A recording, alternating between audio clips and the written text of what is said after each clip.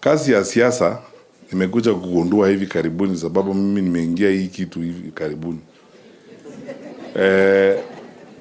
Nimekuja kugundua kwamba sio kazi ya usafi na kazi ya kawaida.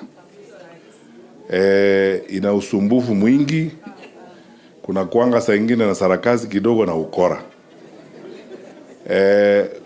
Kuwa na rafiki ambaye unamuita rafiki wa dhati, vile Mheshimiwa Rais Kenyatta anaita Njoroge, inamaanisha kwamba huyu mzee, hata mimi, hata kama sikumjua kwa karibu sana, mimi nimeconclude kwamba huyu alikuwa lazima mtu very strong and loyal, mtu ambaye anasimama na wewe wakati wote, kwa sababu Rais Kenyatta ametuambia jana tukiwa pale Kiambu kwa mkutano, wakati alikuwa anasisitiza kwamba tufike hapa, mimi na Secretary General na Manje, kwa anasema huyu Njoroge alikuwa mtu mwaminifu.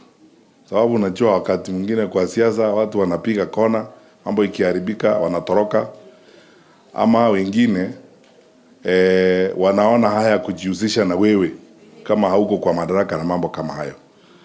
Lakini Rais Kenyatta amesema huyu Njoroge alikuwa rafiki wake na alikuwa rafiki wake mpaka wakati wa mwisho.